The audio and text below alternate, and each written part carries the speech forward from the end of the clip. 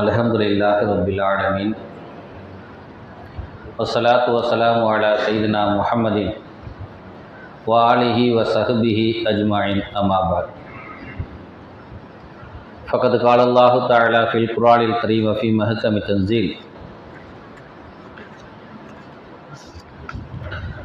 சயுஹ்ஸமுல் ஜமூ வ யுவல்லூன துபர அவு கமா கால அல்லாஹு தஆலா ஃபில் குர்ஆனில் கரீம். அல்லாஹும்ம ஸல்லி அலா சய்யிதினா முஹம்மதின் ஷம்ஸில் அன்பியா பத்ரில் முர்சலீன் வ குத்திபில் அவுலியா வ இஃப்திகாரில் முத்தகீன் தாஜில் உம்மதி ஷஃபீல் முத்னிபீன் ஷஃபீஇ யௌமுல் கியாமா அல்லாஹு யா ஹாதி.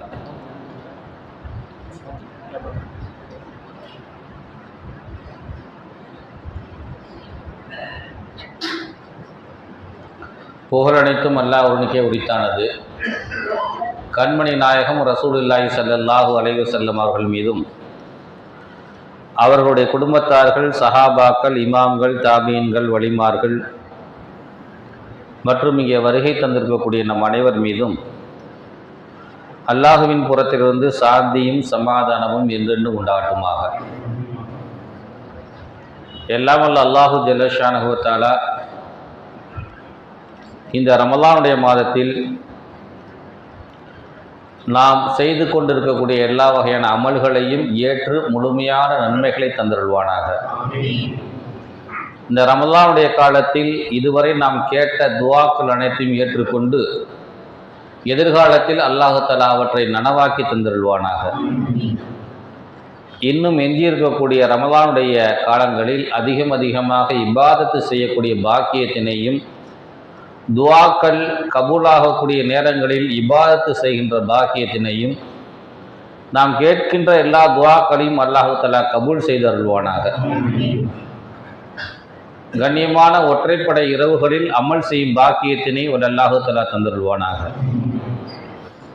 வாழ்நாளில் ஒரு முறையேனும் ரமலானுடைய மாதத்தில் உம்ரா செய்யக்கூடிய பாக்கியத்தினை அல்லாஹு தஆலா நமக்கும் நம்முடைய சந்ததியினருக்கும் தந்தருள்வானாக. வாழ்நாளில் ஒரு முறையேனும் 3 ஹரம்களிலும் பைத்துல் முகத்தஸ், மதீனா, மக்கா ஆகிய 3 ஹரம்களிலும் குறைந்தது 10 நாட்கள் ஏத்திகாஃப் இருக்கக்கூடிய பாக்கியத்தினை அல்லாஹ் தஆலா நம் அனைவருக்கும் தந்தருள்வானாக. இதுவரை நாம் எத்தனை ரமலான்களை சந்தித்திருக்கிறோமோ அதில் கொஞ்சமும் குறைவில்லாமல் எதிர்காலத்தில் மீண்டும் அத்தனை ரமலான்களை சந்திக்கக்கூடிய பாக்கியத்தினை அல்லாஹ் தஆலா நம் அனைவருக்கும் தந்தருள்வானாக. கண்ணியத்திற்கும் பெரும் மதிப்பிற்கும் உரிய அல்லாஹுவின் நல்லடியார்களே, ரமலானுடைய மாதம் மிக அருமையான மாதம், மிக கண்ணியமான மாதம். இந்த ரமலானுடைய மாதத்தில் நாம் இருப்பது நமக்கு கிடைத்த ஒரு புண்ணியம். நம்ம அமல் செய்யாம, நோன்பு வைக்காம இந்த ரமலானுடைய மாதத்துல நம்ம உயிரோட இருக்கிறதே நமக்கு கிடைச்சிருக்கக்கூடிய பெரிய பாக்கியம். அப்படின்னா இந்த ரமலானுடைய மாதத்துல அமல் செய்வதும் புண்ணியங்களை செய்வதும் எவ்வளவு பெரிய பாக்கியம். அன்பார்ந்த அல்லாஹுவின் நல்லடியார்களே, கிடைச்சிருக்கக்கூடிய இந்த ரமலானை நாம் பயன்படுத்தி கொள்ள வேண்டும். ரமலான் பிற பார்த்த பிறகு ஒருத்தர் இறந்து போறார். பிற பார்த்தாச்சு, சந்தோஷமா இருக்கிறோம். ஆனா ஒருத்தர் இறந்து போறார். பிறை பார்த்த சந்தோஷத்தில் அவர்களுக்கு அந்த பாக்கியம் கிடைக்கல, ரமலானுடைய பாக்கியம் கிடைக்கல. நமக்கெல்லாம் அந்த பாக்கியம் கிடைச்சிருக்குது. அதனால இந்த ரமலானுடைய மாதத்தை நம்ம முழுமையாக பயன்படுத்தி கொள்ள வேண்டும். இந்த ரமலானுடைய மாதம் என்பது சாதாரணமாக நம்ம பெரும்பகுதி நேரம் தூங்கிக்கிட்டே வண்டி ஓடிடும். அதனால இது ஒரு சோம்பேறி மாதம் அல்ல. இது இந்த ரமலான் மாதம் சுறுசுறுப்பான மாதம். இந்த ரமலான் மாதம் பல இஸ்லாமிய யுத்தங்கள் நடந்த மாதம். முதல்ல இந்த ரமலான் மாதம் எப்ப அருளப்படுது? பத்ர் யுத்தம் நடந்த நாள்ல தான் ரமலான். ரமலானும் ரமலானுடைய நோன்பும் கடமையாக்கப்படுகிறது. அதே மாசத்துலதான் ஜிஹாதும் கடமையாக்கப்படுகிறது.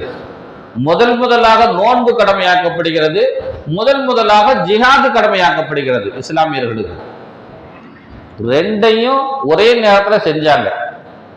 நோன்பு வைத்துக் கொண்டு ஜிஹாது செய்தார்கள், அல்லது நோன்பு மாதத்தில் ஜிஹாது செய்தார்கள். எவ்வளவு பெரிய விஷயம் இது. அப்ப இது என்ன சோம்பேறித்தனமான மாசமா? இது தூங்கிக்கிட்டே கிடக்கிற மாசமா? கிடையாது, சுறுசுறுப்பான மாசம். இஸ்லாத்தினுடைய ஃபத்ஹு மக்கா, மக்கா வெற்றி கொள்ளப்பட்ட மாதம் இந்த ரமலானுடைய மாதத்துல தான். 10,000 சஹாபாக்கள் மதீனாவிலிருந்து மக்காவுக்கு போய் அந்த மக்காவை வெற்றி கொண்டது இந்த கண்ணியமான ரமலானுடைய மாதத்தில் தான். ஹதீசுகள் நமக்கு ஆதாரப்பூர்வமாக அறிவிக்கின்றன.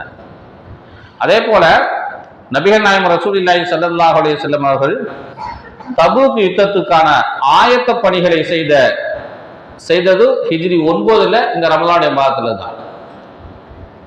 ரமலான் மாதத்துல அவ்வளவு யுத்தங்கள் நடந்திருக்குது. ஒரு 6 யுத்தங்கள் எனக்கு தெரிஞ்சு, 3 யுத்தங்களை சொல்லியிருக்கிறேன்.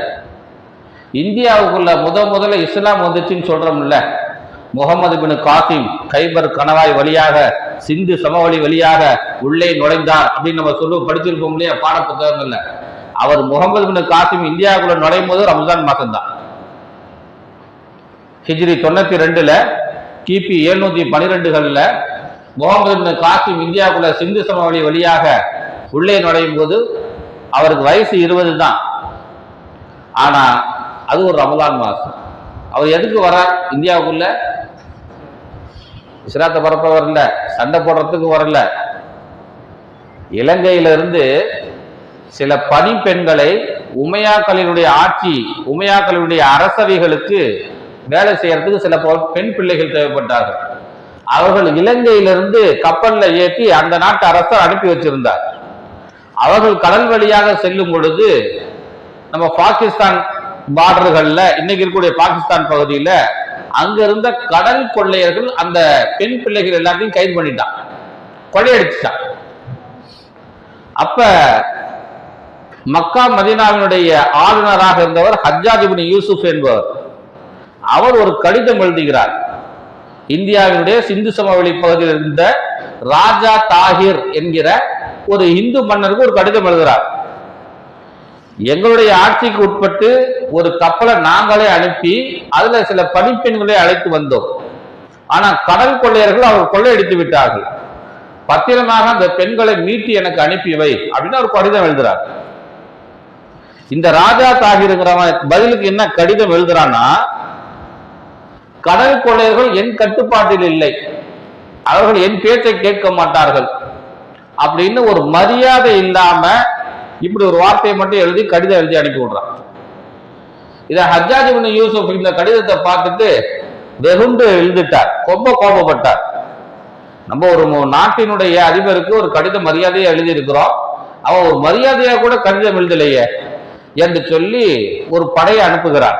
ஹஜ்ஜாஜ் இப்னு யூசுப் தான் முதல்ல ஒரு படையை இந்தியாவுக்குள்ள அனுப்புகிறார்.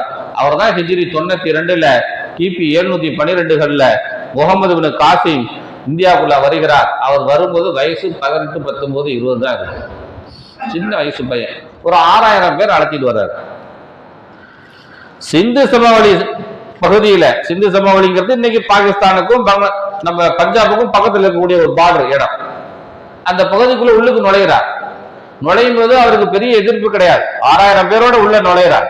6000 பேர் நோன்பாளிகளாக இருக்கிறார்கள். முகமது பின் காசிம் நோன்பு வைத்திருக்கிறார்.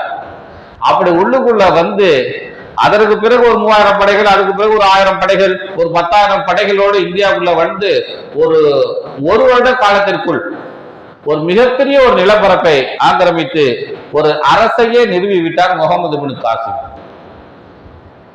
இந்தியாவுக்குள் இஸ்லாம் வந்த நாள் ரம்ஜான் மாசம், ஹிஜ்ரி 92. அதே போலவே நம்ம இந்தியாவுக்கு சுதந்திரம் கிடைச்சது இருக்குல்ல, அதுவும் ரம்ஜான் மாசத்துல தான் சுதந்திரம் கிடைச்சது. அதுவும் எப்ப? லைலத்துல் கத்ருடைய இரவுல. இந்தியாவினுடைய சுதந்திரமும் லைலத்துல் கத்ருடைய இரவுல ரமலான் மாசத்தில் தான் கிடைத்தது. சாதாரணமானது அல்ல ரமலானுடைய மாதம். ரமலான் மாதத்துல இஸ்லாமியர்களால் எங்கெல்லாம் போர் தொடுத்தார்களோ அங்கெல்லாம் அந்த இஸ்லாமியர்களுக்கு வெற்றி கிடைத்தது. அதனால இந்த ரமலான் மாதத்துல நம்ம எந்த நல்ல காரியத்தை தொடங்கினாலும் அது துளங்கும், அது ஒளிரும், அதில் நாம் வெற்றி பெறுவோம், அது சந்தேகமே கிடையாது.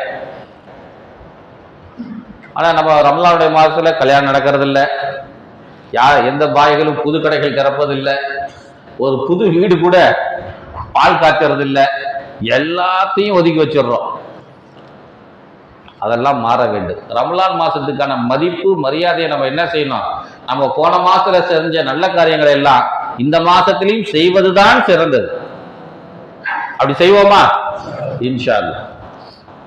புகாரி முஸ்லிம்ல ஒரு ஹதீஸ் ஒன்று பதிவு செய்யப்பட்டிருக்கிறது.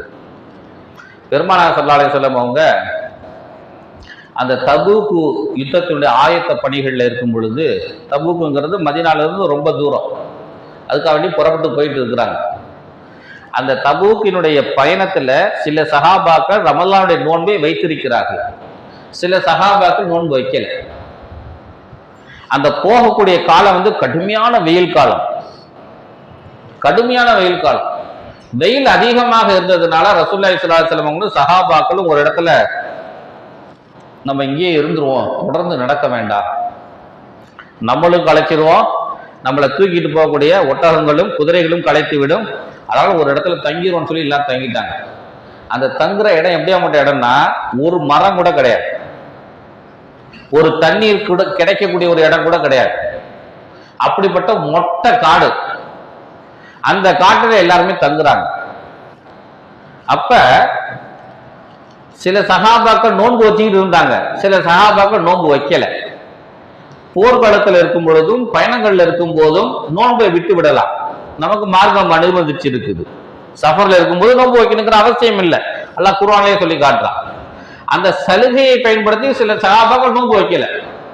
அல்லாஹ் சலுகை தானே கொடுத்துருக்கிறான், வச்சா நன்மதானேன்னு சொல்லி சில சஹாபாக்கள் நோன்பு வச்சுக்கிட்டாங்க. ஆனா ரசூலுல்லாஹி ஸல்லல்லாஹு அலைஹி வஸல்லம் அவங்க நோன்பு வையணும் சொல்லல, வைக்கலன்னு வைக்காதீங்கன்னு சொல்லல. ஆனா ரசூலுல்லாஹி ஸல்லல்லாஹு அலைஹி வஸல்லம் அவங்க அந்த பயணத்துல நோன்பு வைக்கல. சஹாபாக்கள் சில பேர் நோன்பு வச்சிருந்தாங்க. இந்த மாதிரி கடுமையான வெயில் மதிய நேரம் இந்த நோன்பு வச்சிருந்த சஹாபாக்கள்ல பத்தி ஹதீஸுகள்ல வருது. இந்த ஹதீஸை இப்னு அப்பாஸ் ரலியல்லாஹு அன்ஹு அவங்க அறிவிக்கிறாங்க, எங்கள்ல யாரு அதிகமான நிழல்ல இருந்தாங்க தெரியுமா? எங்கள்ல யாரு பெரிய ஆடைகளை அணிந்து இருந்தார்களோ அவர்கள் தான் பெரிய நிழல்ல இருந்தாங்க. பெருசா தலையில துணி ஒன்று போட்டுக்கிட்டு ஒரு போர்வை ஒன்று போத்திக்கிட்டு இருந்தா அவர் பெரிய நிழல்ல இருந்தார். அப்படி இல்லாதவங்க கொஞ்சம் நிழல்ல இருந்தாங்க. அங்க தங்குறதுக்கு மரங்களோ மட்டைகளோ செடி கொடிகளோ எதுவுமே கிடையாது, கடுமையான வெயில். நோன்பு வச்சிருந்தவங்களாம் சுருண்டு போயிட்டாங்க. நோன்பு வைக்காதவங்க நோன்பு வச்சவங்களுக்காக வேண்டி கூடாரம் அடித்து கொடுத்தார்கள். நோன்பாளிகளினுடைய ஒட்டகங்களுக்கு தண்ணீர் காட்டினார்கள். நோன்பாளிகளுடைய ஒட்டகங்களுக்கு அவர்கள் தான் தீனி வைத்தார்கள். மற்ற எல்லாருடைய வேலைகளையும் நோன்பு வைக்காதவர்கள் கவனித்துக் கொண்டார்கள். இதெல்லாம் ரசூலுல்லாஹி ஸல்லல்லாஹு அலைஹி வஸல்லம் அவங்க பார்த்துக்கிட்டே இருந்துட்டு அந்த சாயந்தர நேரத்துல ரசூலுல்லாஹி ஸல்லல்லாஹு அலைஹி வஸல்லம் ஒரு வார்த்தை சொல்றாங்க, தஹபல் முஃப்திரூன பி அஜ்ர், தஹபல் முஃப்திரூன பி அஜ்ர். நோன்பு வைக்காம இருந்தவங்க இன்னைக்கு நிறைய நன்மையை சம்பாரிச்சிட்டாங்க, நோன்பு வைக்காதவங்க இன்னைக்கு நிறைய நன்மையை சம்பாரிச்சிட்டாங்க. ஏன்? நோன்பாளிகளுக்கு சேர்ந்து அவங்க வேலை செஞ்சுட்டு இருந்தாங்களே, அதனால அவங்க நிறைய நன்மைகளை சம்பாதித்து விட்டார்கள். ஆனால் நோன்பு வைத்தவர்கள் என்ன நினைத்துக் கொண்டிருக்கிறார்கள்? நம்ம தான் இன்னைக்கு நிறைய நன்மையை சம்பாதிச்சிட்டோம் அப்படின்னு. ஆனா அந்த அனுமதியை பயன்படுத்தி கொண்டதுனால இந்த சஹாபாக்கள் நோன்பாளிகளுக்கும் உதவிகள் செய்ததுனால மிகப்பெரிய நன்மைகளை சம்பாதித்துக் கொண்டதாக இந்த ஹதீஸ் புகாரி முஸ்லிம்ல பதிவு செய்யப்பட்டிருக்கிறது.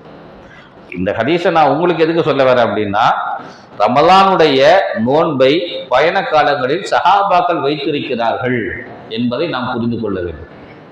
அதனால இந்த ரமலானுடைய மாதத்துல நாம சோம்பலாக இருந்து விடக்கூடாது. இந்த ரமலானுடைய மாதத்துல நாம என்னென்ன மாதிரியான அமல்களை செய்ய வேண்டுமோ அது போன்ற அமல்களை தொடர்ந்து நாம் செய்ய வேண்டும். பொதுவாகவே இந்த நாளில் பத்ர் சஹாபாக்களை பற்றி பேச வந்திருப்பதனால பத்ர் சஹாபாக்கள் சம்பந்தமான சில தகவல்களை நான் உங்களுக்கு சொல்கிறேன். அதில் முக்கியமாக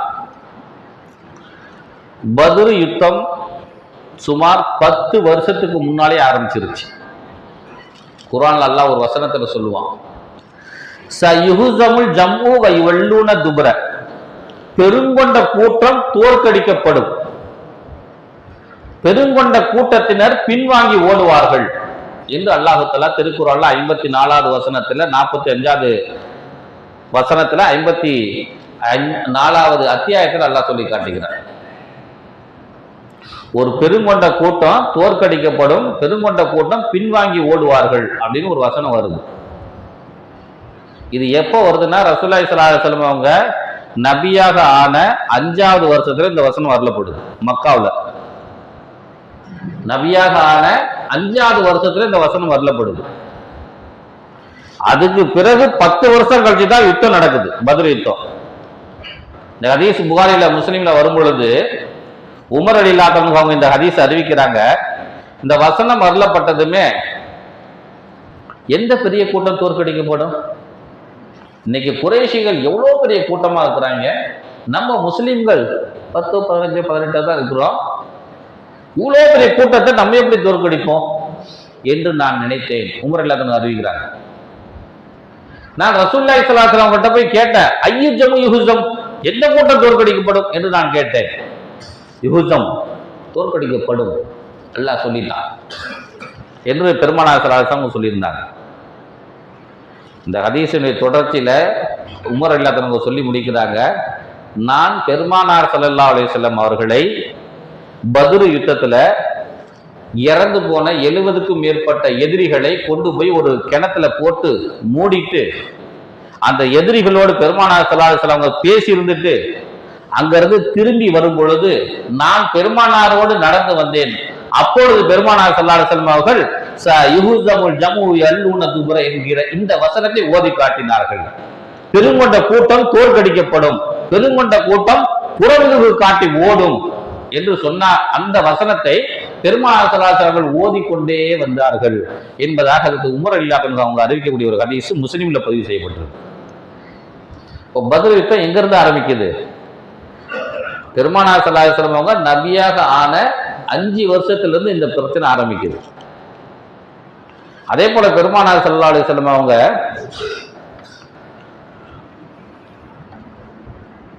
முஸ்னத் அஹ்மதுலையும் இப்னு ஹிஷாம்லையும் ஒரு வரலாறு ஒன்று பதிவு செய்யப்பட்டிருக்கிறது. ஹஜ்ரத் அப்பாஸ் ரலியல்லாஹு தஆலா அவங்களுடைய தங்கச்சி ஆத்திகான்னு சொல்லி ஒரு பெண்மணி.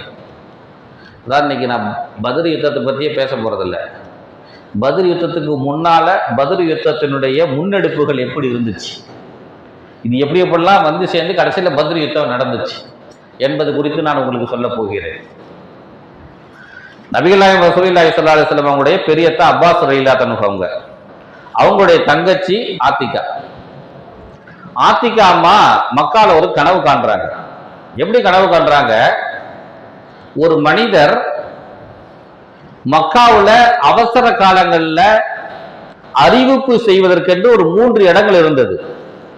அது காபாவுல, அபி குபைஷ் மலை மேல, அபுத்தா அப்படிங்கிற ஒரு இடத்துல, இந்த 3 மலை மேல ஏறி நின்றுகிட்டு அந்த காலகட்டத்துல சட்டையை கிழிச்சுக்கிட்டு அல்லது ஒரு ஆட்டை அறுத்துட்டு அல்லது ஒரு ஒட்டகத்தை அறுத்து போட்டுட்டு ரத்தத்தோட மேல ஏறிட்டு நின்று அவன் அறிவிச்சானா, ஏதாவது பேசுனானா முக்கியமான செய்தி அப்படின்னு ஜனங்க விலகிட்டு வந்து கேட்பாங்க, காது கொடுத்து கேட்பாங்க, முக்கியமான செய்தி என்னமோ சொல்றாங்க அப்படின்னு.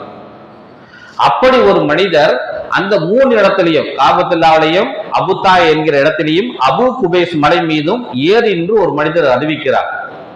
என்ன அறிவிக்கிறார் அவரு? துரோகிகளே, கொல்லப்படும் இடத்தை நோக்கி நீங்கள் செல்லுங்கள், துரோகிகளே கொல்லப்படும் இடத்தை நோக்கி செல்லுங்கள் என்று அவர் 3 முறை சொல்லுகிறார். சொல்லி முடிச்ச உடனே அந்த மலையில இருந்து ஒரு கல் உருண்டு வருது. இதெல்லாம் கனவு. ஆத்திகா அம்மா சொல்றாங்க, ரசூலுல்லாஹ்வுடைய மாமி, ரசூலுல்லாஹ்வுடைய அத்தை, அவங்க சொல்றாங்க இந்த மலையில இருந்து ஒரு கல் ஒண்ணு உருண்டு வருது. அந்த வர வர அந்த கல்லு அப்படியே வேற ஒரு கல்லு மேல விழுந்து விழுந்து சுக்கு நூறா உடஞ்சி உடஞ்சி அந்த கல் எல்லாம் அப்படியே உருண்டு ஓடிக்கிட்டே இருக்கு. மக்காவுடைய தெரு முழுவதும் ஓடுகிறது, மக்காவுல சில வீடுகளுக்குள் ஓடுகிறது. மலை அபி குபைஸ் மேல எங்கேயே இருக்குது, வீடுகள் எங்கேயோ இருக்குது. ஆனாலும் அந்த மலையினுடைய கல் உருண்டு ஓடி சில வீடுகளுக்குள்ளும் ஓடுகிறது. இப்படி ஒரு கனவு நான் கண்டேன். அண்ணே அப்பாஸ் அவங்ககிட்ட ஆத்திகா அம்மா சொல்றாங்க, அண்ணே இப்படி ஒரு கனவு கண்டேன். எனக்கு என்னமோ இந்த கனவு நல்ல கனவா தெரியல. நம்ம ஊர்ல என்னமோ அபசகுணமா நடக்க போகுது. எல்லார் வீட்லயும் ஏதோ ஒரு பிரச்சனை வரப்போகுது. எனக்கு நல்லதா தெரியலண்ணே. இந்த கனவு யார்ட்டையும் சொல்லாதீங்கண்ணே, நான் உங்கள்கிட்ட மட்டும் சொல்றேன் அப்படின்னு ஆத்திகா அம்மா அண்ணன் கிட்ட சொல்ல, இந்த அண்ணன் என்ன செஞ்சிட்டாரு, மறுநாளே போய் வலிது பின் முகைரான்னு சொல்லி ஒரு ஆளு, ரொம்ப நெருக்கமான நபர், என் தங்கச்சி இப்படி ஒரு கனவு கண்டுச்சு, யார்ட்டையும் சொல்லிடாத அப்படின்னு அவங்க போய் சொல்ல, அவரு இந்த மாதிரி ஆத்திகா ஒரு கனவு கண்டுச்சான், உனக்கு தெரியுமா அப்படின்னு அவருக்கு ஒருத்தர்கிட்ட சொல்ல, ஒரு 3 நாளையில ஊரே போய் சேர்ந்துருச்சு செய்தி. ஆனா ஆத்திகாவுக்கும் அப்பாஸுக்கும் நமக்கு மட்டும்தான் செய்தி தெரியும், 2 பேரும் நினைச்சுக்கிட்டு இருக்கிறாங்க. 3 நாளையில செய்தி ஊரே பரவி போச்சு. ஒரு 15-20 நாட்களுக்கு பிறகு காபத்துல்லால ஏதோ ஒரு விசேஷம், அந்த விசேஷத்துல ஊரே கூடி நிக்குது. அபூஜகலும் காபத்துல்லாவுடைய வாசலுக்கு நேர் ஏத்தாப்பு நிக்கிறான், அப்பாஸ் ரலியல்லாஹு பக்கத்திலே நிக்கிறாங்க. அப்ப காபாவுடைய வாசலுக்கு மேல ஏறி நின்றுகிட்டு, காபாவுடைய வாசலுக்கு பக்கத்துல அப்படி ஏறி நின்றுகிட்டு அவன் சொல்றான், யார் அபூஜகல் சொல்றான், இந்த காபாவில நான் ஒரு வாசகத்தை எழுதி வைக்க போறேன். என்ன வாசகம் தெரியுமா? ஜனங்கள்லாம் என்ன வாசகம், என்ன எழுத போறீங்க அப்படின்னு, ஏன்னா அவன் தான் ஊருக்கு தலைவர், பெருந்தலைகிட்ட வந்தான், என்ன எழுத போறீங்க? இந்த ஊர்லயே மிகப்பெரிய பொய்யர் குடும்பத்தை சேர்ந்தவர்கள் இந்த குறைசி குடும்பத்தினர்கள் தான். அப்பாஸ் ரலியல்லாஹு அவங்களை கையை நீட்டி சொல்றான், இந்த ஊரிலேயே பெரிய பொய்யர் குடும்பத்தை சேர்ந்தவங்க இந்த குறைசி குடும்பத்தினர்கள் தான். அந்த ஆத்திகா என்னமோ கனவு கண்டாங்களா, பெண் நபின்னு அந்த அம்மா நினைச்சுக்கிட்டு இருக்குதா. அவங்க வீட்டுலதான் ஏற்கனவே ஒரு நபி ஒண்ணு வந்து ஊரை விட்டு துரத்திட்டோம், அடுத்து பொம்பளை நபி ஒண்ணு வந்திருக்குதா. வீட்டுல போய் பேசுறதுல 1ஆம் நம்பர் ஆளுங்கயா நீங்களா என்று அபூஜகல் சொல்லி கிளேலி கிண்டல் பண்ணுகிறார். ஒரு சபையில கூட்டத்துல ஒரு பெரிய மனுஷரை பார்த்து இப்படி பேசுனா அவருக்கு எவ்வளவு கோபம் வந்திருக்கும். அப்பதான் தெரியுது இந்த செய்தி ஊரெல்லாம் பரவி இருக்குது அப்படின்னு. இந்த அம்மா கனவு கண்டது எப்படி கனவு கண்டாரோ அதே போலவே பிற்காலத்தில் நடந்தது. அபூ சுஃபியான் ஒரு 40 வீரர்களோடு அந்த ஷாம்ல போய் வியாபாரம் செஞ்சுட்டு பெருங்கொண்ட பணத்தை ஒரு 50,000 திர்ஹம்ஸ் அங்கிருந்து அள்ளிக்கிட்டு மக்காவை நோக்கி வந்து கொண்டிருக்கிறார். பெருமானார் ஸல்லல்லாஹு அலைஹி வஸல்லம் அவங்க அபூ சுஃபியானுடைய அந்த வியாபார குழுவை தடுத்து நிறுத்தி அவர்கிட்ட இருக்கக்கூடிய அந்த பொருள்களை எல்லாம் எடுத்து வந்து கொண்டிருக்கிறார் அப்படிங்கிற தகவலை அபூ சுஃபியான் தெரிஞ்சுக்கிட்டு லம்லம் என்கிற ஒரு நபரை கூப்பிட்டு, நீ நேரா புறப்பட்டு மக்காவுக்கு போ, உடனே போய் செய்தி அறிவி, முகமது அபூ சுஃபியானுடைய வியாபார குழுவை தடுப்பதற்கு வந்து கொண்டிருக்கிறார், அபகரிச்சிருவார் எல்லா சாமானையும், அதனால அதை தடுக்கிறதுக்கு ஒரு பெருங்குண்ட கூட்டம் வந்து சேருங்க அப்படின்னு நீ போய் அறிவிச்சிரு என்று அபூ சுஃபியான் லம்லம் என்கிற ஒரு நபரை அனுப்பி வைக்கிறார். அவர் நேரா புறப்பட்டு மக்காவுக்கு வந்துட்டார். இவர் மக்காவுக்கு அந்த பக்கம் போன பிறகு இந்த அபூ சுஃபியான் என்ன செஞ்சிட்டாரு, ரசூலுல்லாஹி ஸல்லல்லாஹு அலைஹி வஸல்லம் இந்த பக்கம் வராங்க, அபூ சுஃபியான் இப்படிதான் போகணும், இப்ப இந்த கிராஸ் ஆகிற இடத்துல தான் 2 பேரும் இந்த பொருளை பிடிக்கலாம்னு சொல்லி ரசூலுல்லாஹ் வந்துட்டு இருக்கிறாங்க.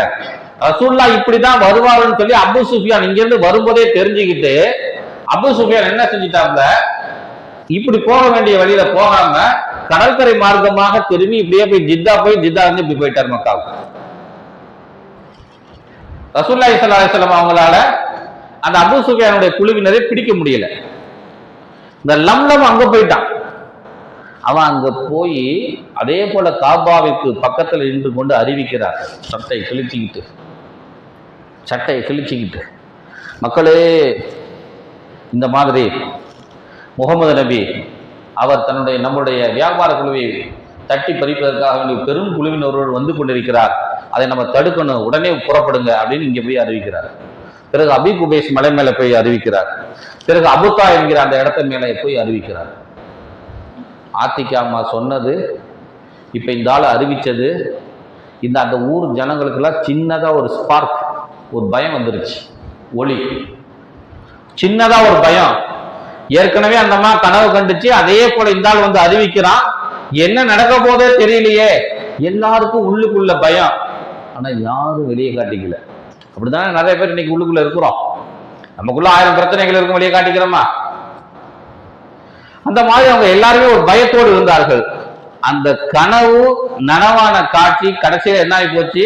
70 மக்கா வீரர்கள் கொலை செய்யப்பட்டார்கள், 70 பேர் கைது செய்யப்பட்டாங்க, மொத்தம் 140 பேர் பாதிக்கப்பட்டுட்டாங்க.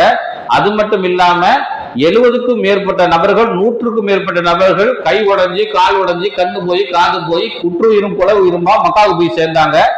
அது இல்லாம அங்கிருந்து கொண்டு வந்திருந்த அவ்வளவு செல்வங்களையும் பாலைவனத்துல விட்டுட்டு ஓடிட்டாங்க. இதனால என்ன நடந்துச்சுன்னா, மக்காவில் ஒவ்வொரு வீடும் இலவு விழுந்த வீடு மாதிரி இருந்துச்சு. 4 நாளைக்கு முன்னால ஈரான் அமெரிக்கா யுத்தம் ஆரம்பிக்கும் போது எப்படி ஆரம்பிச்சாங்க? அமெரிக்காக்காரன் என்ன செஞ்சான்? ஈரான்ல ஒரு ஸ்கூல் மேல போய் குண்டு போட்டான். முதல்ல 135 குழந்தைகள் மரணம். 135 குழந்தைகள் ஒரே நேரத்தில் மரணம். ஒரு ஸ்கூலுக்கு வரக்கூடிய குழந்தைகள் எங்கிருந்து வருவாங்க? அதிகபட்சம் ஒரு 5 கிலோமீட்டர் பரப்பளவுக்குள்ள இருந்து தான் வருவாங்க. அந்த 5 கிலோமீட்டர் பரப்பளவுல 135 வீடுகள்ல மரண ஓலம் எப்படி இருக்கும்? வீட்டுக்கு வீடு மையத்து, வீட்டுக்கு வீடு கூட்டம், வீட்டுக்கு வீடு வாசல்ல பந்தல். பார்க்கறதுக்கே ஒரு கொடூரமா இருக்காது?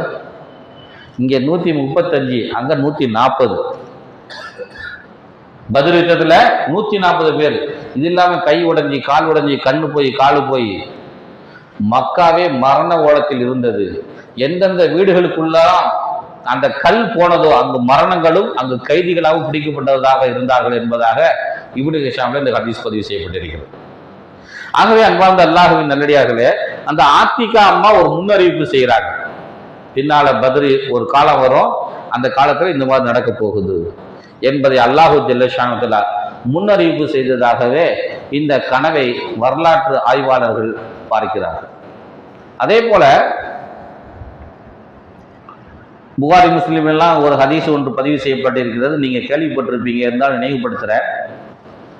சஅத் இப்னு முஆத் என்று ஒரு சஹாபி, அவர் மதீனாவை சார்ந்தவர், அவர் ஒரு அன்சாரி தோழர், அவர் முஸ்லீம் ஆகிவிட்டார். அவருக்கு உம்ரா செய்யணும்னு ஆசை. நேரா புறப்பட்டு மக்காவுக்கு வந்துட்டார். மக்காவில் உமையத் இப்னு கலஃப் என்கிற ஒரு நண்பர் அவருக்கு. அதுல ஊர்ல ஒரு பெருந்தலைவர்கள், அவரும் ஒரு ஆள் தான், பெருந்தலைவர்கள் முக்கியமான தலைவர்.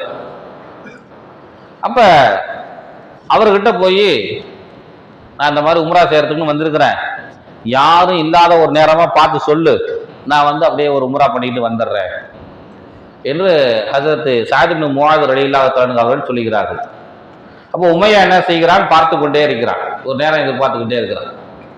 பார்த்தா அந்த மதிய நேரம், இல்ல சாப்பிட்டுட்டு தூங்குற நேரம், ஓய்வெடுக்கிற நேரம், வெயில் நேரமா இருக்கும் இல்லையா, யாரும் வரமாட்டாங்க. இப்ப அந்த நேரமா பார்த்து உமையா சஅத் இப்னு அபீ வக்காஸ் அழைத்து கொண்டு போகிறார் காபத்துல்லாஹ்வுக்கு. சஅத் இப்னு அபீ வக்காஸ் இஸ்லாமிய முறைப்படி இஹ்ராம் அணிந்து கொண்டு, தலையில துணி இல்லாம இஸ்லாமிய முறைப்படி காபத்துல்லாஹ் தவாஃப் செஞ்சுக்கிட்டு இருக்கிறார்.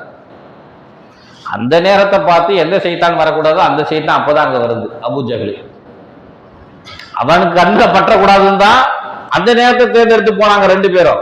அந்த நேரம் பார்த்து அவன் வரான் முன்னால். மத்தவன் ஒட்டகத்து மேலேயே நின்றுக்கிட்டு, யார் நீ? ஊருக்கு புதுசா இருக்கிற, எங்களை மாதிரி உம்ரா செய்யாம வேற மாதிரி எல்லாம் உம்ரா செய்ய, யார் நீ? நான் சஅத் இப்னு முஆத், நான் மதீனால இருந்து வந்திருக்கேன். உனக்கு யார் இங்க பாதுகாப்பு கொடுத்தது? அப்பதான் நிழல்ல உட்கார்ந்து இருந்த உமையா ஓடி வருகிறார். தலைவரை நான் தான் கொடுத்தேன். இவர் முகமதினுடைய நண்பர், அவருக்கு போய் நீ பாதுகாப்பு கொடுத்திருக்கிற, அவரை எப்படி நீ உள்ளுக்கு விட்ட என்று அவரை மிரட்டுறார். அபூ ஜஹல் மிரட்டுறார். அப்ப சஅத் இப்னு முஆத் ரலியல்லாஹு அன்ஹு சொல்றாங்க, கொஞ்ச நேரங்க, முக்காவாசி முடிஞ்சு, இன்னும் கொஞ்ச நேரத்துல நான் உம்ரா தவாஃபை முடிச்சுக்குவேன், நான் போயிடுறேன். நீ ஊருக்குள்ள வந்ததே தப்பு, என்கிட்ட அனுமதி வாங்காம இங்க வந்து தவாஃப் செஞ்சுட்டு இருக்கிறது தப்பு. நீ ஒரு வேறு மதத்தை சார்ந்தவர், அது எங்களுடைய எதிரிகளுடைய நண்பர், நீ எப்படி நீ இங்க வரலாம் அப்படின்னு மீண்டும் மிரட்டுறான். கொஞ்சம் பணிஞ்சு போனா கொஞ்சம் மிரட்டுவான். உடனே சாது பின் முஆத் சொன்னாரு, என்ன நீ இங்க தடுத்தீனா உன்னுடைய வியாபார கூட்டத்தை நான் தடுத்து விடுவேன். ஏன்னா இங்க இருந்து போகக்கூடிய வியாபாரிகள், மக்களுடைய வியாபாரிகள் ஃபுல்லா மதீனா ஓரமா தான் போய் ஆகணும், ஷாமுக்கு, சிரியாவுக்கு. நீ என்ன இங்க தடுத்தீனா நான் உன்னை வியாபார கூட்டத்தை தடுத்து விடுவேன், ஒரு வியாபாரமும் செய்ய விட மாட்டேன், உன் வீட்டுல அடுப்பு எரியாது அப்படின்னு அவர் மிரட்டுறார். சாது பின் முஆத் ஒத்த ஆளுதான், அது இஸ்லாம் கொடுத்த தைரியம். மிரட்டுறார். மிரட்டின உடனே பக்கத்துல இருந்த உமையா பயந்து போயிட்டார். பயந்து போய் ஓடி வந்து, அப்பா எங்க ஊர்ல பெரிய தலைவர் இவர் தான், எங்க பள்ளத்தாக்குலயே பெரிய தலைவர், அவர்கிட்ட போய் நீ இப்படிலாம் சத்தமா பேசாத, சும்மா இரு, உன்னையவும் இந்த அபூ லஹபையும் ரசூலுல்லாஹ் கொல்லுவேன் என்று சொல்லி இருக்கிறார்கள், உங்களை எல்லாம் நாங்கள் கண்டிப்பாக கொள்வோம் என்று சாது பின் முஆத் ரலியல்லாஹு இந்த வார்த்தையை சொல்றாங்க. எப்படி சொல்றாங்க? இன்னி சமீது ரசூலுல்லாஹி ஸல்லல்லாஹு அலைஹி வஸல்லம் யகூலு இன்னஹும் காத்திலூக, உங்கள் அனைவரையும் நாங்கள் கொல்லுவோம் என்று பெருமானார் சொல்லி இருக்கிறார்கள். இந்த வார்த்தையை கேட்ட உடனே அபூ ஜஹலுக்கு அடுத்த கேள்வி கேட்கிறா, இதை முகம்மதே சொன்னாரா? அவரே தான் சொன்னாரு. அவன் வாய் பேசல, ஒண்ணுமே பேசல, மௌனமாக அவன் திரும்பி போயிட்டான். இந்த கூட வந்த உமையா இருக்கிறானே, அந்த ஆளுக்கு என்ன செஞ்சுட்டு இருக்கிற வயிற்றெல்லாம் கலங்கி போய் பயந்து போய் நடுக்கத்துல ஹஜரத் சாது பின் முஆத் ரலியல்லாஹு அன்ஹு அவங்களுடைய கைகளை பிடிச்சிக்கிட்டு கேட்கிறார், நான் உனக்கு பாதுகாப்பு கொடுத்தேன், நீ என்ன கொல்லுவேன்னு சொல்றியப்பா. நான் கொல்லுவேன்னு சொல்லல, ரசூலுல்லாஹ் சொல்லியிருக்கிறா, உங்களை எல்லாம் கொல்லுவோம். யார் உன்னை கொல்லுவான்னு தெரியாது, நான் கூட இருக்கலாம், ஆனா நான் கொல்ல மாட்டேன் என்று சாது பின் முஆத் ரலியல்லாஹு அன்ஹு அவங்க சொல்றாங்க. சொன்ன உடனே சாது பின் முஆத் உமையத் இப்னு கலஃப் பயந்து நடுங்கி போய் வீட்டுக்கு போறார். வீட்டுக்கு போனதுமே தன்னுடைய மனைவியை கூப்பிட்டு, இந்த மாதிரி சாது சொல்லிட்டாரு, எனக்கு ஒரே மனசுக்கு வேதனையா இருக்குது, முகமது சொன்னாராமா? ஆமா, அவர் தான் சொன்னார். அப்போ அவர் சொன்னால் கண்டிப்பாக நடக்கும். ஏதாவது ஊரில் இருக்கக்கூடிய தலைவர்கள்லாம் கூப்பிட்றாங்கன்னு சொல்லி நீ பாட்டுக்கு மதீனா நோக்கி போயிடாத, வெட்டி போட்டுருவாங்க. பொண்டாட்டி புத்திமதி சொல்லுது. ஆனால் பத்ர் யுத்தம் அறிவிக்கப்பட்ட பிறகு, தலைவர்கள் எல்லாம் புறப்பட்டு போகணும்னு சொன்ன பிறகு, இந்த உமையத் இப்னு கலஃப் வீட்டுக்குள்ளேயே முடங்கி கிடந்தார், வெளியவே போகல. ஏன்னா வெளியே போனோம்னா இருக்கிற அத்தனை பேர் தலையை கழுவி மண்டையை கழுவி இழுத்திட்டு போயிடுவானு, அதனால அவர் அமைதியா இருந்தார்.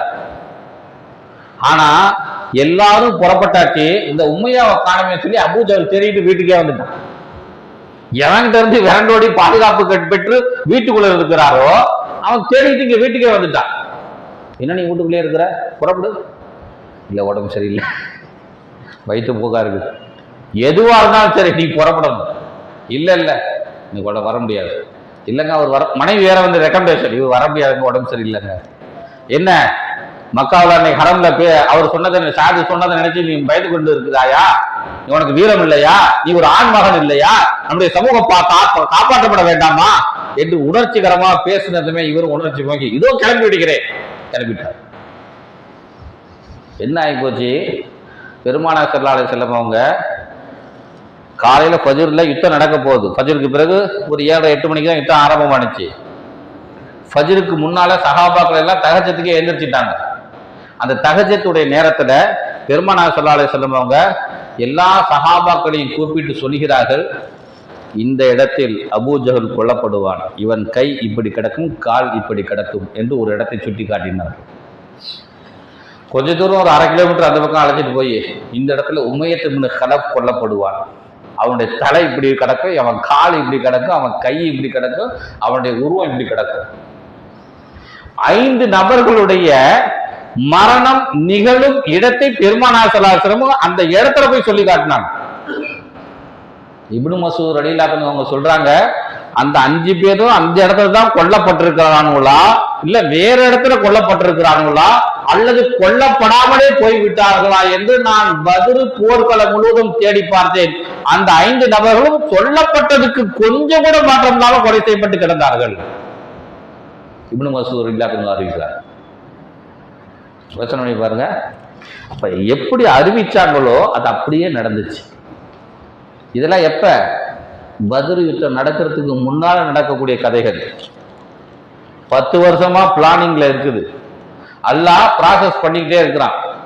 அந்த மக்களை மரணிக்கக்கூடிய இடத்தை நோக்கி அவர்களை அழைத்து வருவதற்கு 10 வருஷமா அல்லாஹ் பிளான் பண்ணிக்கிட்டு இருக்கிறான். இவனு என்ன செஞ்சுட்டானுவ, ஒரு 3 நாளைக்கு பிளான்ல திடீர்னு புறப்பட்டு வந்து முகமதையும் ரசூலையும் நபித்தோழர்களையும் கொன்று விடலாம், இஸ்லாத்தை அழித்து விடலாம் என்று நினைத்து கொண்டு திடீரென புறப்பட்டு வந்தாங்க. ஆனா திடீரென்று வந்து இதெல்லாம் அங்க ஒண்ணுமே வேலைக்கு ஆகல. அல்லாஹ்வுடைய பிளான் என்னவோ அது அப்படியே நடந்ததாக நமக்கு வரலாறு சொல்லி காட்டுகிறது. இப்னு ஹிஷாம்ல ஒரு ஹதீஸ் ஒன்று பதிவு செய்யப்பட்டிருக்கிறது. இந்த செய்தியினுடைய தொடர்ச்சியில் ஒரு செய்தி,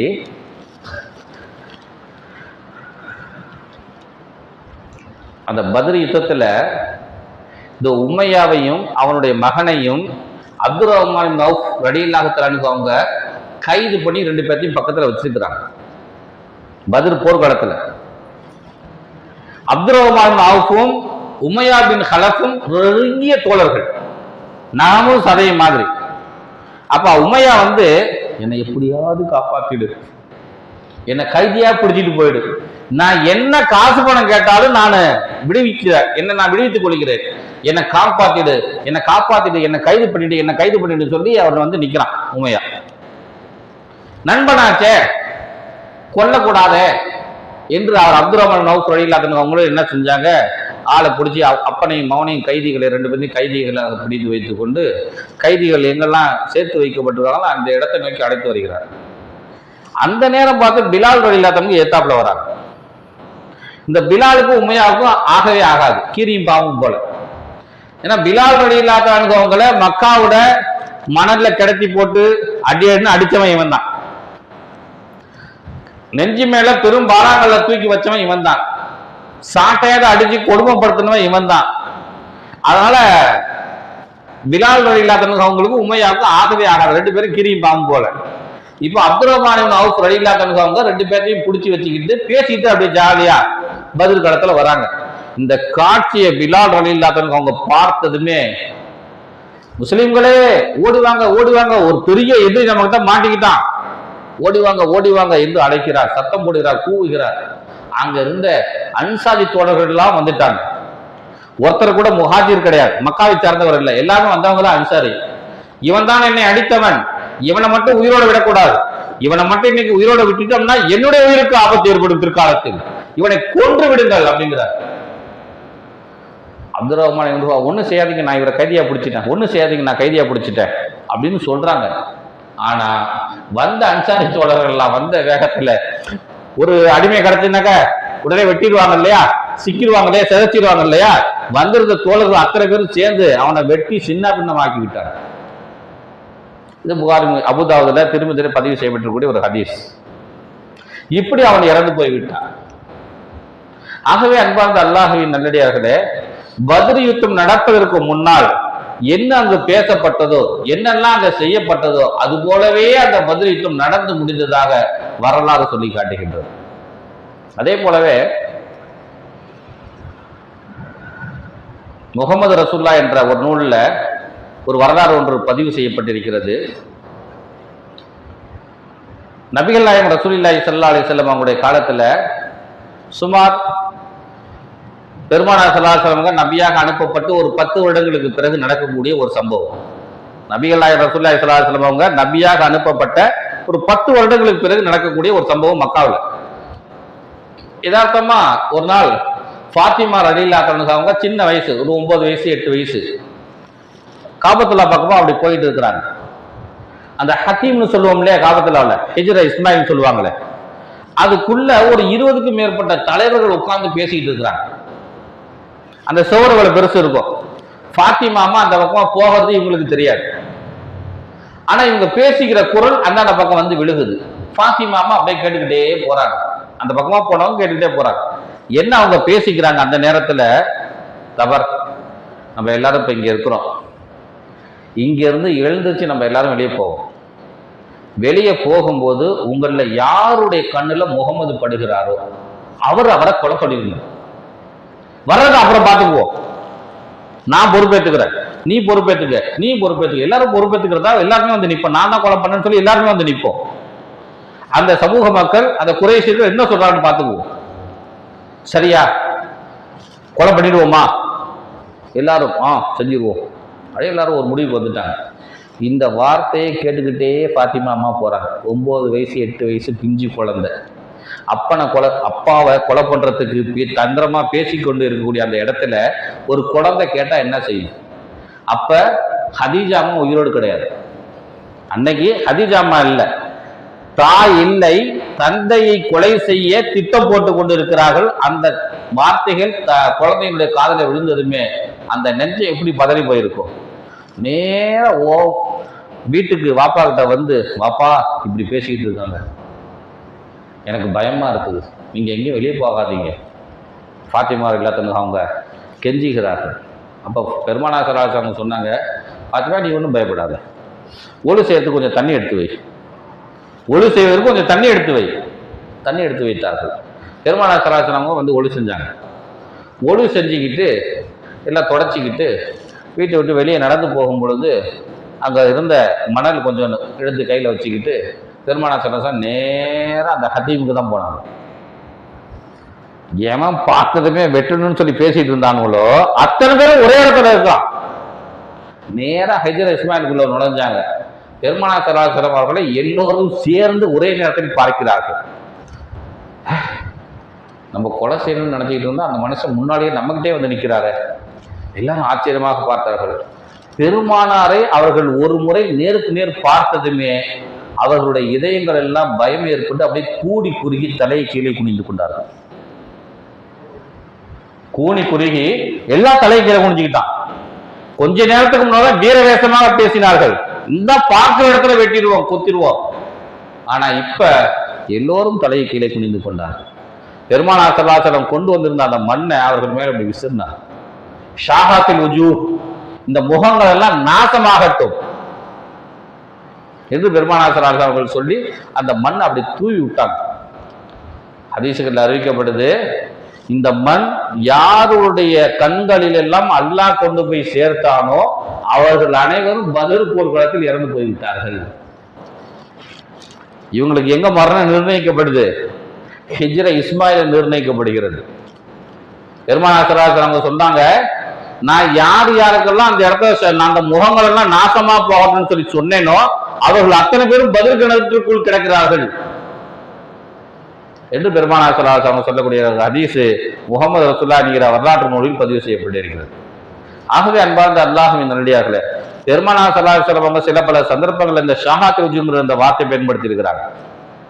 சாதாரண வார்த்தை இல்லை, ஹிஸ்புல் பஹ்ருன்னு சொல்லி ஒன்று இருக்கு. அன்றாட ஆலிம்கள்லாம் நாங்கள்லாம் ஓதிக்கிட்டு வருவோம். ஹிஸ்புல் பஹ்ரு, ஹிஸ்புல் நஸ்ர்லாம் ஒரு அவுராது ஒன்று இருக்குது. அதில் வரக்கூடிய ஒரு வார்த்தை ஷாஹாத் ருஜூ, அந்த முகங்கள் நாசமாகட்டும், நம்மளை யாரெல்லாம் அழிக்குன்னு நினைக்கிறானோ அவன் அழியட்டும் அப்படின்னு அதுக்கு அர்த்தம். ஆகவே அன்பார்ந்த அல்லாஹ்வின் நல்லடியார்களே, பெருமானார் ஸல்லல்லாஹு அலைஹி வஸல்லம் அவங்க கூட உஹது யுத்தத்தில் ஒருத்தனை பார்த்து சொன்னாங்க, அவன் மோசம் நாசமாகட்டும் அப்படின்னாங்க. அவன் நாசமாக போயிட்டான். பெருமானார் ஸல்லல்லாஹு அலைஹி வஸல்லம் அவங்க இதே போல 3 சந்தர்ப்பங்களில் சொல்லியிருப்பதாக ஹதீஸ்கள் நமக்கு சொல்லி காட்டுகின்றன. ஆனா பெருமானாருடைய ஒரு வளம் என்ன தெரியுங்களா? யாரையும் சபிக்க மாட்டாங்க. சபிக்காத குணம் கொண்ட பெருமானார் ஸல்லல்லாஹு அலைஹி வஸல்லம் அவர்களையே 3 முறை சபிக்க வைத்து விட்டார்கள் அவர்கள். அப்ப அவர்கள் எவ்வளவு பெரிய கேடு கெட்டவர்களாக இருப்பார்கள். ஒரு நல்ல மனுஷனையே மாற்றி அமைத்த ஒரு சமூகம் அந்த குறைஷிய சமூகம், அந்த மக்கா சமூகம். ஆகவே அன்பார்ந்த அல்லாஹ்வின் நல்லடியார்களே, இப்படி அவர்கள் அழிந்து போனதாக நமக்கு வரலாறு சொல்லி காட்டுகின்றது. இதுல இந்த பத்ர் யுத்தம் ஏன் தான் நடந்துச்சு, என்ன காரணத்தினால நடந்துச்சு, இதனுடைய பின்னணி என்ன, இதை மட்டும் நாம் தெரிந்து கொண்டு என்னுடைய உரையை நான் முடித்துக் கொள்கிறேன். அன்பார்ந்த அல்லாஹ்வின் நல்லடியார்களே, இந்த பத்ர் போர் நடக்கிறதுக்கு முக்கியமான ஒரு காரணம், பெருமானார் ஸல்லல்லாஹு அலைஹி வஸல்லம் அவங்க அந்த எதிரிகளோடு தினம் தினம் சண்டை போட்டுக்கொண்டு அந்த முகங்களை நாம் சபித்து கொண்டு அவர்களை எதிர்த்து கொண்டு மக்காவில் இருக்க முடியாது என்று நினைத்துதான் மதீனாவுக்கு வந்துட்டாங்க. எல்லாத்தையும் தூக்கி போட்டுட்டு மதீனாவுக்கு வந்துட்டாங்க. மதீனாவுக்கு வந்தவங்க பின்னாலேயே முஹாஜிர்களும் நிறைய பேர் வந்துட்டாங்க. ஒரு 300க்கும் மேற்பட்ட நபித்தோழர்கள் வந்துட்டாங்க. வந்தவங்க எல்லாருமே எப்படி வந்தாங்க? உடுத்தின உடையோடு வந்துட்டாங்க. எதையுமே எடுத்துக்கிட்டு வரல. சில பேர்லாம் ரியல் எஸ்டேட் தொழில் செஞ்சுக்கிட்டு இருந்தாங்க. சஹாபாக்கள் அங்கங்க நிலம் வாங்கி போட்டிருந்தாங்க. எல்லாத்தையும் விட்டு வந்தாச்சு. 10 ஏக்கர் 50 ஏக்கர் நிலம் வச்சிருந்தாங்க சஹாபாக்கள், எல்லாத்தையும் விட்டுட்டு வந்துட்டாங்க. தெரியும், மெத்த வீடு 2 மாடி 3 மாடி வீடு கட்டி வச்சிருந்தாங்க, தூக்கி போட்டு வந்துட்டாங்க. நம்ம படைச்சா போதும், ஈமானோடு வாழ்ந்தா போதும்னு சொல்லி எல்லாத்தையும் விட்டுட்டு வந்துட்டாங்க. இப்படி விட்டுட்டு வந்த அந்த சஹாபாக்களுடைய சொத்துகள் எல்லாம் மக்காவில் இருக்குது. கோடிக்கணக்கான சொத்துகள் அங்க கிடக்குது. இப்ப அங்க மக்காவில் இருக்கக்கூடிய தலைவர்கள் என்ன செய்யறான், அபூஜஹல் போன்றவர்கள் எல்லாம் ஒன்று சேர்ந்து இந்த முஸ்லீம்களுடைய சொத்துக்கள்லாம் இங்க கிடக்குது, நமக்கு துரோகம் செஞ்சிட்டாங்க, தேச துரோகம் பண்ணிட்டாங்க நமக்கு, அதனால இவருடைய சொத்துக்களை எல்லாம் நாம் எடுத்து நாம் வைத்துக் கொள்வோம், ஊரினுடைய பொது நிதியில் சேர்த்துக் கொள்வோம் என்று சொல்லி அந்த வீடுகள், அந்த நிலங்கள், அந்த வீட்டு மனைகள் எல்லாத்தையும் வித்து ஒரு காசை திரட்டுனாங்க. அந்த காசை திரட்டுனா ஒரு நல்ல ஒரு தொகை சேர்ந்துச்சு. அது மட்டும் இல்லாம முஸ்லிம்களை அழிக்க வேண்டும், பெருமானாரை கொல்ல வேண்டும் என்கிற ஒரு பெருங்கொண்ட கூட்டம் அந்த ஊர்ல இருந்துச்சு இல்லையா, அவங்க தான் சேர்ந்து ரசூலுல்லாவை எதிர்க்கிறதுக்கு ஆயுதம் தயார் பண்ணணும், அதுக்கு கொஞ்சம் காசு கொடுங்கன்னு சொல்லி கேட்டுக்கிட்டு இருந்தாங்க. அதுல அபூ லஹப் போன்ற பெரும் தலைவர்கள் எல்லாம் இருக்கப்பட்டவெல்லாம் கொஞ்சம் காசு கொடுத்தான். இந்த காசுகள் எல்லாத்தையுமே எடுத்துக்கிட்டு தான் அபூ சுஃபியானுடைய தலைமையில மக்கால இருந்து ஒரு குரூப் ஷாமுக்கு சிரியாவுக்கு வியாபாரத்துக்கு போறாங்க. ஒரு 30,000 திர்ஹம் கிடைச்சது அவங்களுக்கு. உதாரணத்துக்கு சொல்றேன், இந்த வீடுகள் எல்லாம் வித்து அங்க கிடைச்ச மற்ற தலைவர்கள் கொடுத்த காசெல்லாம் எடுத்துக்கிட்டு ஒரு 30,000 திர்ஹம் எடுத்துட்டு அங்க போறாங்க. அங்க போனா இந்த 30,000 திர்ஹத்துக்கு உண்டான சாமான்களை வாங்கி கொண்டு அங்க போய் விற்கிறாங்க. வித்தா அவங்களுக்கு டபுளா 60,000 திர்ஹங்கள் ஏறத்தாழ கிடைக்குது, தங்க காசு. ஹதீசுகள்ல வருது, குறைந்தது 50,000 திர்ஹம் தங்க காசுகள் கம்மி இல்லாமல் அபூ சுஃபியான் கொண்டு வந்து கொண்டிருந்தார். 50,000 திர்ஹம். 50,000 திர்ஹம்னா என்னங்கிறத நீங்க விளங்கிக்கணுங்கிறதுக்காக ஒரு கணக்கு நான் உங்களுக்கு சொல்றேன் பாருங்க. ஒரு திர்ஹம்ங்கிறது 4.25 கிராம் தங்கம் அன்னைக்கு. ஏன்னா அன்னைக்கு தங்க காசு வெள்ளி காசு தான், இன்னைக்குதான் வந்து காகித காசுகள் எல்லாம் சில்வர் காசு எல்லாம் இருக்குது. அன்னைக்கு வந்து தங்க காசு வெள்ளி காசு மட்டும்தான். ஒரு திர்ஹம் அப்படின்னா 4.25 கிராம் தங்கம் இருக்கும். இப்ப 50,000 திர்ஹம் அங்கிருந்து கொண்டு வராங்க. 50,000 4.25 கிராம் சொல்லி கணக்கு பண்ணீங்கன்னா 2,12,500 கிராம், ஏறத்தாழ 212 கிராம், 212 கிலோ தங்கம் அங்கிருந்து வந்துட்டு இருக்கு. இந்த 212 கிலோ தங்கம் இன்னைக்கு மதிப்பு என்ன? இன்னைக்கு மதிப்பு என்ன? இன்னைக்கு ஒரு நாள் இன்னைக்கு ரேட்டு, தங்கத்துடைய ரேட்டு 14,960 ரூபா. அப்படி நீங்க கணக்கு பண்ணி பாத்தீங்கன்னா 318 கோடி ரூபா. எவ்வளவு? 318 கோடி ரூபாய் சிரியாவில இருந்து அபூ சுஃபியானுடைய தலைமையில இன்னைக்கு வந்துகிட்டு இருக்குது. இது வந்த பிறகுதான் இந்த காசை மூலதனமாக வச்சு அந்த எதிரிகள் ஆயுதங்களை தயார் செஞ்சு அந்த முஸ்லீம்களை அடிக்க போறாங்க. இந்த காசு யாருது? முஸ்லீம்களுடைய. முஸ்லீம்களுடைய காசை வச்சு முஸ்லீம்களை அடிக்கிறதுக்கு அந்த குறைஷி தலைவர்கள் எல்லாம் முடிவு செஞ்சு இப்படி செய்து தயார் செய்து கொண்டிருந்தாங்க. அப்பதான் பெருமானார் ஸல்லல்லாஹு அலைஹி வஸல்லம் மக்காவில் மதீனாவில் பார்க்குறாங்க. மதீனாவில் பார்த்தோம்னா சஹாபாக்களுடைய நிலவரம் எப்படி இருந்துச்சு தெரியுங்களா? அந்த மதீனாவில் இருந்த சஹாபாக்கள்ல பெரும்பாலானவர்கள் 2 உடைகள் தான் உடுத்தியிருந்தார்கள். கீழே ஒரு இஹ்ராம், மேலே ஒரு இஹ்ராம், கீழே ஒரு துண்டு, மேலே ஒரு துண்டு, கீழே ஒரு வேட்டி, மேலே ஒரு வேட்டி. சில பேர் இப்படி செஞ்சிருந்தாங்க. பல பேருடைய உடை என்ன தெரியுங்களா? கீழே மட்டும்தான் ஒரே வேட்டி. இன்னும் சில பேருக்கு முழு வேட்டி கூட கிடையாது, துண்டு முழங்கால் வரையிலும் தொங்கும். இப்படிதான் சஹாபாக்களுடைய நிலைமை வறிய நிலையில இருந்தாங்க. ரசூலுல்லாஹ் பெருமானார் ஸல்லல்லாஹு அலைஹி வஸல்லம் அவங்க ஒரு துண்டு வச்சிருக்கிறவர் எப்படி உடை உடுத்தணும், 2 துண்டு வச்சிருக்கிறவங்க எப்படி உடை உடுத்தணும் எல்லாம் பெருமானார் ஸல்லல்லாஹு அலைஹி வஸல்லம் கத்துக் கொடுத்ததாக ஹதீஸ்கள்ல இருக்கு. ஒரு துண்டு உடுத்தினவர் எப்படி செய்யணும்னா மொத்தமா இப்படி போட்டு இங்க கட்டிக்கணும், கீழே இதுவரையிலும் தொங்கும். அந்த காலத்துல ராஜாக்கள்லாம் பெருசா ஆடைகள்லாம் உடுத்தி பின்னால ஒண்ணு எழுதிட்டு போற மாதிரி கட்டுவான். ஆனா இவங்க மொத்தத்துக்குமே இப்படிதான் ஒரு ட்ரெஸ் கட்டு இருப்பாங்க. அதுல கொஞ்சம் எடுத்து நடுப்புற ஒரு கட்டு, கொஞ்சம் கீழே கொஞ்சம் ஒரு கட்டு, இப்படிதான் நடக்கணும். வேகமா நடக்க முடியாது. பெரிய அகலமான ஆடைகளும் கிடையாது. ஹதீசுகள்ல வருது, பெண்கள் சஃப்பு எப்படி நிக்கணும், ஆண்கள் சஃப்பு எப்படி நிக்கணும், குழந்தைகள் எங்க நிக்கணும் அப்படின்னு சொல்லி நமக்கு ஒரு ஹதீசுக்கெல்லாம் பாடங்கள் எடுத்திருப்பாங்க. முதல்ல ஆம்பளைங்களாம் நிக்கணும், பின்னால சிறுவர்கள் நிக்கணும், அதுக்கப்புறம் தான் பெண்கள் சஃப்பு நிக்கணும் பள்ளிவாசல்கள்ல. அப்படிதான் நின்றாங்க. ஏன் நடுப்புற வந்து சிறுவர்கள் சப்பு நிக்கணும்? சில சகாபாக்கள் சஜிதாவுக்கு போனா அவர்களுடைய அவயங்கள் எல்லாம் வெளியே தெரியும். முழு ஆடை அணிந்தவர் தான் கடைசி சப்புல நிக்கணும். பாதி ஆடை அணிஞ்சிருக்கிறவர் முதல் சப்பு ரெண்டாவது சப்புல நின்னுக்கணும். இதுதான் இஸ்லாமியுடைய சூழ்நிலை. அன்னைக்கு இவ்வளவு குறைவான ஆடைகளை உடுத்தி கொண்டு சஹாபாக்கள் இருக்கிறார்கள்.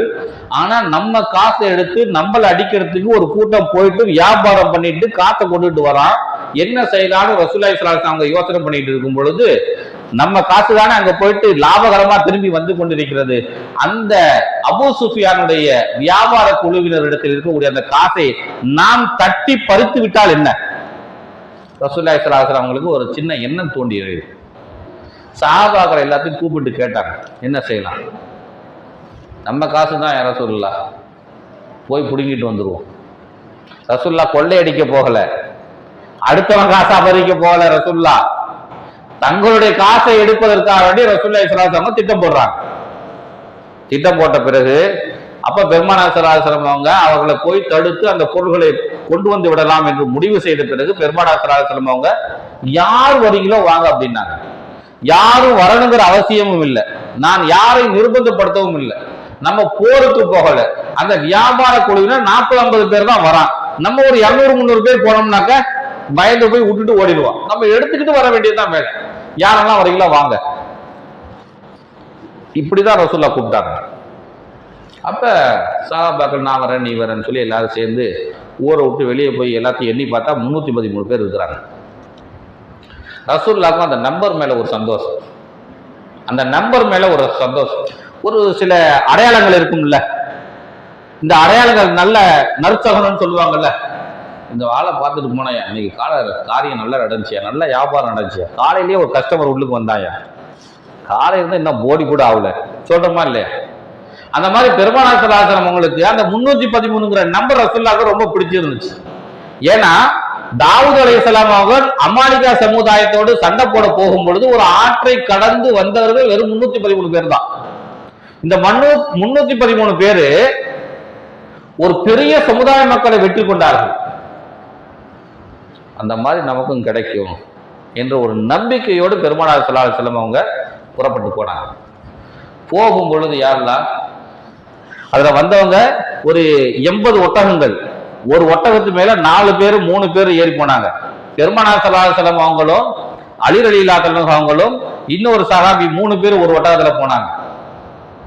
இப்படி 3 பேருக்கு ஒட்டகம், 4 பேருக்கு ஒரு ஒட்டகம், 2 குதிரை, ஒரு 15-20 பேர்த்துக்கிட்ட தான் வாள் இருந்துச்சு. மற்றவங்களாம் போற வழியில அருவா கொடுவா வச்சு அங்கங்க கடக்கக்கூடிய குச்சிகளை வெட்டி தடிகளை ரெடி பண்ணிக்கிட்டாங்க. வெறும் தடி குச்சி. யுத்தத்துக்கு போகணுங்கிற எண்ணத்திலே யாருமே போகலையே. அந்த வியாபார குழுவை தடுப்பதற்காக வேண்டிதான் போய் கொண்டிருக்கிறார்கள். போகிற வழியில வகி வருது. ரசூலுல்லாஹி ஸல்லல்லாஹு அலைஹி வஸல்லம் அவர்களுக்கு என்ன வகி வருது? நீங்க போங்க, 2ல் 1 உங்களுக்கு நான் தரேன். என்னன்னா, நீங்க இங்க வரங்கிற தகவல் மக்காவுக்கு போய் சேர்ந்துருச்சு. அங்கிருந்து ஒரு படை புறப்பட்டு வருகிறது. நீங்க ஒரு சமயம் அந்த படையினரோடு சண்டை போட வேண்டிய சூழலை ஏற்படலாம், அல்லது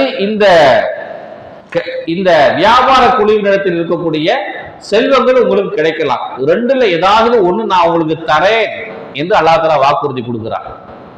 ரசூலுல்லாஹ்க்கு ஒரு சந்தோஷம், ஏதோ ஒண்ணு கிடைக்க போகுது, சும்மா வெறுங்க ஏன் வர போறது இல்லை, எது கிடைச்சாலும் சந்தோஷம் தான். பெருமானார் ஸல்லல்லாஹு அலைஹி வஸல்லம் போயிட்டே இருக்கிறாங்க. ஒரு கட்டத்துக்கு பிறகு பார்த்தா அதான் அபூ சுஃபியானு சுத்திக்கிட்டு இப்படி போயிட்டார். பெருமானார் ஸல்லல்லாஹு அலைஹி வஸல்லம் போயிட்டாங்க. அங்க வந்து எதிரிகள் வந்துட்டாங்க. இப்ப பெருமானார் ஸல்லல்லாஹு அலைஹி வஸல்லம் அவங்களுக்கு நிர்பந்த நிலை, யுத்தம் செய்வது மட்டும்தான். அல்லாஹ்வும் யுத்தம் செய்யறதுதான் விரும்புறான். இப்போ முந்தின நாள் அல்லாஹ் தஆலா வசனங்களை அனுப்புகிறான், வஹி வருகிறது. ஒன்றும் பயப்படாதீங்க, சும்மா நீங்களாம் முன்னால் வந்து பொம்மையா நில்லுங்க, சும்மா நீங்க நின்றா போதும், நான் உங்க கூட ஒரு 1000 மலக்கு மகளை அனுப்பி வைக்கிறேன், போதுமா? பத்தாதுன்னா சொல்லுங்க, ஒரு 3000 பேர் அனுப்புறேன். அதுவும் பத்தாதுன்னா சொல்லுங்க, ஒரு 5000 பேர் அனுப்புறேன் அப்படிங்கிற அல்லாஹ். குர்ஆன்ல இந்த வசனங்கள்லாம் இருக்குது. சஹாபாக்களுக்கு சந்தோஷம். அப்ப நம்மளை காட்டி எல்லாத்துல அவன் தான் சண்டை போட போறான், மலக்கு மகள் தான் சண்டை போட போறாங்க.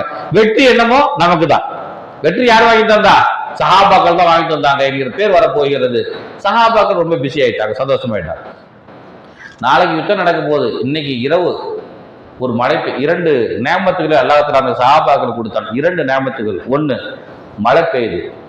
இவங்க பகுதியில் மட்டும்தான், சஹாபாக்கள் இருக்கக்கூடிய இந்த பகுதியில் மட்டும்தான் மழை பெய்யுது, அவங்களுக்கு மழை பெய்யுது. இவங்களுடைய நிலப்பரப்பு ஃபுல்லா கெட்டி ஆகுது மழை பெய்ஞ்சு. அந்த சவுட்டு மண்ணு, பாலைவனத்து மண்ணு, அந்த கால்கள் உள் வாங்குற மண், இதெல்லாம் இல்லாம நல்ல பூமி ஸ்ட்ராங் ஆகுது. கிரிக்கெட் விளையாடுறதுக்கு நம்ம பூமி ரெடி பண்ணுவோம் இல்லையா, அந்த மாதிரி ஸ்ட்ராங் ஆயிடுச்சு. இன்னொன்னு, இவங்க பகுதியில குடிப்பதற்கு குளிப்பதற்கு தண்ணி நிறைய சேமிக்கப்பட்டு விட்டது. எதிரிகளிடத்துல தண்ணி கிடையாது. இப்படி ஒண்ணு. நாளைக்கு யுத்தம். இன்னைக்கு யாருக்காவது தூக்கம் வருமா?